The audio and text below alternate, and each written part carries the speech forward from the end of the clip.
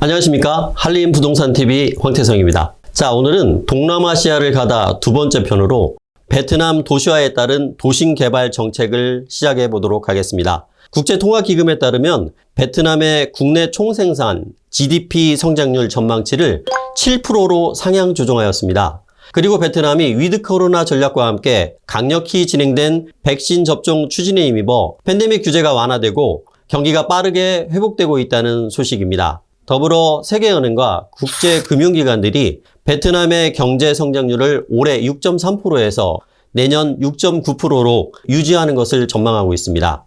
자, 그럼 베트남 호치민 현지에 있는 한림건축그룹의 HNS 글로벌 박진현 본부장을 줌으로 연결하여 베트남 부동산 경기 및 도심개발 정책에 대한 팩트를 체크해 보도록 하겠습니다. 자, 박진현 본부장님. 네, 안녕하세요. 반갑습니다. 안녕하십니까. 잘 지내셨습니까?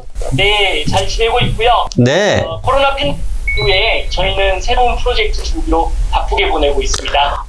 바쁘다는 말씀이 오히려 반가운 소식입니다. 저 베트남 현재 HNS 글로벌 근황을 좀 말씀해 주십시오. 네, 최근 베트남의 경제가 코로나 팬데믹 이후 이전으로 돌아가고 있는 전망을 보이고 있고요. 부동산 경기 또한 활기를 띠고 있습니다. 그 이유는 호치민이 외국인 투자에 대한 문호를 적극적으로 개방하고 있고요. 네. 그런 탈북을 통해 외국계 부동산 기업과 IT 기업, 제조 기업들이 대거로 베트남에 들어오고 있는 상황입니다. 종합부동산 서비스 기업인 HNS 글로벌도 향후 도심을 중심으로 외국계 투자자들이 필요로 하는 오피스나 고급 아파트 등 도심 개발 정책과 그런 관련되어 있는 사업에 예의주시하고 있습니다. 네. 호치민 지하철 메트로 1호선이 내년 2023년 말에 개통된다는 반가운 소식이 있는데요. 도심 개발의 새로운 전환점이 될 것으로 보입니다. 그럼 한국에서처럼 역세권 중심으로 개발이 진행된다는 말씀이신 것 같습니다. 네, 맞습니다. 메트로 1호선 그리고 2호선 개통으로 호치민의 역을 중심으로 한 도시 개발이 활발하게 진행되고 있는 양상입니다. 또한 호치민시는 동부지역인 2군과 9군, 수도권을 통합해서 분단 혁신 수도시가 지금 마스터 플랜에 의해서 진행되고 있는 상태이고요. 기술과 사회적 인프라, 스마트 빌딩, 솔루션 개발을 필요로 하는 부동산 호재로 작용하고 있습니다. 그렇군요. 자, 그럼 오늘은 베트남의 부동산 개발 정책에 대한 팩트를 좀 체크해 보려고 합니다. 베트남은 2022년 위드 코로나 정책 기조와 함께 외국인 전면 개방 등 경제 활동이 재개되면서 경제가 굉장히 큰 회복세를 뚜렷하게 보이고 있거든요. 네, 맞습니다. 부동산 전문 기업인 사빌스 보고에 따르면 2022년 상반기 GDP 성장률은 전년 동기 대비 0.68% 증가한 6.42%를 기록하면서 경제가 활발하게 되찾고 있는 양상을 보이고 있습니다. 네, 그렇군요. 자, 그럼 본격적인 질문을 시작해 볼까요? 세빌스 베트남의 2022년 하반기 부동산 보고서에 따르면 하고 말씀을 해주셨었는데 베트남의 도시화율을 주목하고 있습니다. 현지에서는 젊은 인구들이 증가 그리고 그에 따른 도시화율은 어떻게 전망하고 있는지 말씀을 좀 부탁드릴게요. 먼저 말씀하신 것들을 조금 이해하려면 베트남의 인구 구성부터 설명을 해드려야 될 것 같습니다. 네네. 아시다시피 베트남 매우 젊은 노동력을 가지고 입니다. 결국 베트남에서 제조업이 매력적인 이유가 값싼 노동력, 상대적으로 다른 이웃 국가들에 비해서 그 노동력이 경쟁력을 가지고 있다고 말씀드릴 수 있을 것 같아요. 그리고 가장 중요한 것은 가장 왕성하게 경제활동을 하고 있는 18세에서 40세 젊은 층들이 전체 인구의 35%를 차지하고 있다는 거죠. 네. 한국에는 베트남 경제장에 폭발적인 기여를 하고 있다고 볼 수 있겠습니다. 다음은 질문하신 도시화율에 대한 정부 정책을 말씀드리면요. 네. 베트남 정부는 지속 가능한 경제 성장 원동력이 되는 도시화율을 2030년까지 50%까지 높인다는 담대한 계획을 가지고 있습니다. 네. 이는 동남아시아에서 최고 수준까지 끌어올리겠다는 목표인데요. 이걸 조금 더 쉽게 설명하자면 매년 100개씩 새로운 신도시를 건설한다는 계획이나 마찬가지입니다.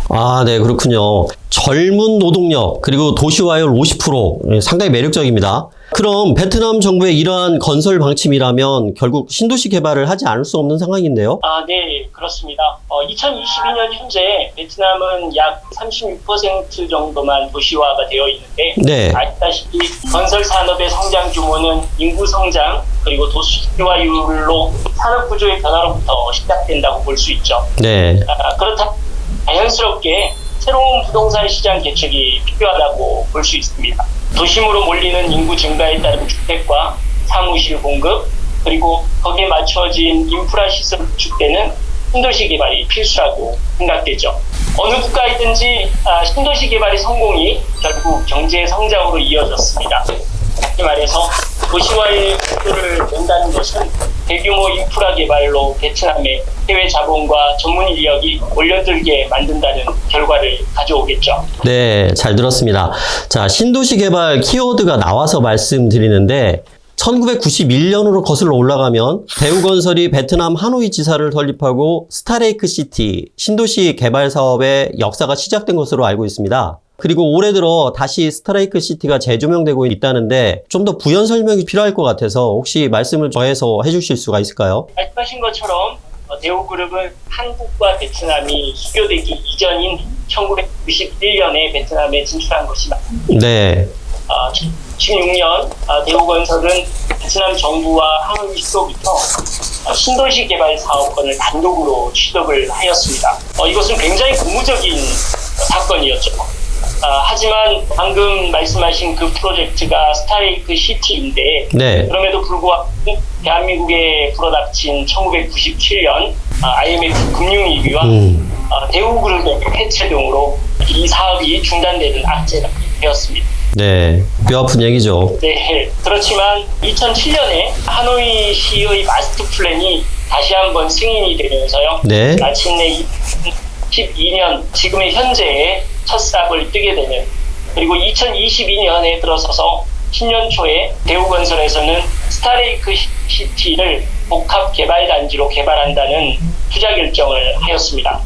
신도시 개발이 다시 한번 속도를 내고 있다는 말이죠. 총 사업비는 한화로 2,220억 정도로 알려져 있습니다. 네. 신도시 개발에 다시 박차를 가하는 것 같습니다. 네, 그렇습니다. 지금 말씀하신 스타레이크 시티는 하노이 시청으로부터 북서쪽 약 5km 지점에 하노이 시민들이 가장 선호하는 서호 주변에 그 입지가 자리하고 있습니다. 면적은 63만 평 규모로요. 우리나라 여의도의 3분의 2 크기인 신도시 조성 사업입니다. 네, 그렇군요. 자, 그럼 한 걸음 더 들어가 보겠습니다. 하노이 구도심과 멀지도 않고 최첨단 신도시 개발이라면 꽤 인기가 많을 듯한데요. 맞습니까? 전통적으로 수도 하노이는 구도심을 중심으로 제한적인 개발이 이루어졌습니다. 2010년 수도 이전을 한 네. 3년이 되는 굉장히 깊은 수도 하노이는 역사와 전통을 가지고 있는 도시입니다. 그렇다 보니 수도 1000년 기념하는 행사를 굉장히 성대하게 거행을 하였고요. 2010년 천도 이전후로 네. 개발이 본격화되어지면서 현재의 하노이 스카이라인을 형성하고 있다고 보시면 되겠습니다. 따라서 도심 가운데에 현재 말씀하고 있는 스타레이크 시티는 그 어느 때보다도 관심도가 집중되고 있는 프로젝트인 것이 사실입니다. 관심이 집중된다고 하셨는데 부연 설명이 좀 필요한 것 같습니다. 어떠한 관심과 어떻게 극대화되고 있는지 좀 더 부탁드립니다. 스타레이크 시티가 2022년, 그러니까 올해죠. 네. 사업이 본격적으로 시작된다고 말씀드렸는데요. 그것은 무엇이냐면 정부 기관이나 초고층 오피스 빌딩, 그리고 복합 문화 시설인 오페라 하우스 등이 스타레이크 시티로 이전하는 걸로 예정되어 있습니다. 그리고 신도시를 중심으로 한 서울 일대가 정치, 산업, 외교, 그리고 주거가 결합된 새로운 하노이의 복합 도시로 개발되고 있는 것이죠. 이것 또한 굉장히 주목을 받을 수밖에 없는 이유가 됩니다. 네. 이러한 이유 때문에 스타레이크 시티에 새로이 들어서는 오피스 시장도 지금 현재 굉장히 부각을 받고 있습니다. 보충 설명을 드리자면은 정부의 도시화 정책에 맞춰서 도시 개발이 순차적으로 진행되고 있다는 느낌이 들다고나 할까요? 풍부하고 저렴한 젊은 노동력을 바탕으로 한 제조업 기반의 베트남이었다면 이제는 세계 유수의 기업들이 군침을 삼키는 인구 1억 명의 소비시장으로 탈바꿈하고 있는 시점이라고 볼 수 있겠습니다. 오피스 시장이야말로 이런 베이스가 되는 굉장히 큰 호황을 부과하고 있는 것이 사실이죠. 서비스 베트남 보고서에 따르면요, 하노이 오피스의 경우 2024년에서 네. 2020년까지에 걸쳐서 80만 제곱미터의 A급 오피스를 스타레이크 시티에 입주시키겠다는 포부를 가지고 있습니다. 예상하건대 한국 기업들도 굉장히 많이 이렇게 관심을 가지고 있는 것을 알고 있습니다. 네. 말씀을 좀 들어보니까 구도심 CBD가 스타레이크 시티로 옮겨갈 가능성이 있다는 말씀처럼 들립니다. 맞습니까? 네, 맞습니다. 이유를 두 가지로 간략하게 말씀을 드리자면요. 첫 번째는 스타레이크 시티는 구도심과 하노이 시청과 거리가 불과 5km밖에 떨어져 있지 않습니다. 5km요. 하루는 아무리 교통체증이 있다고 해도 20분이면은 접할 수 있는 입지이고요. 그러다 보니 복합개발 부지로 인구 이동과 상업시설 등이 새롭게 갖추어지는 인프라 시설로서 새로운 CBD 형성에 기반이 될 수 있다고 볼 수 있겠죠. 그리고 또 두 번째는 교통인데요. 스타레이크 시티는 역세권이고요. 노이바이 국제공항에서부터 시작되는 국제공항도로 2차 개발 축으로 그 입지를 자리하고 있습니다. 네, 그렇군요. 저희 말씀을 들어보니까 머지않아 스타레이크 시티가 그 새로운 CBD로 입지가 확실하실 것 같은데, 자, 그럼 내년 2023년 호치민 도심개발 정책 방향과 전망에 대해서도 한 말씀 부탁드리겠습니다. 네, 앞서 말씀드렸듯이 호치민시는 메트로 1호선과 2호선 개통, 그리고 최첨단 혁신 도시인 투덕시 개발, 그리고 2030년까지 외곽 지역인 부찌, 홍론, 빈짠, 건저현 이렇게 4곳의 현을 호치민 직속 도시로 개발하려고 합니다. 네. 그리고 산업과 그리고 산업단지 조성을 계획하고 있고요. 이에 따라서 투자 유치 확대 및 스타트업 및 혁신 기술 장려, 고급 인력 유치에 힘을 쏟고 있습니다.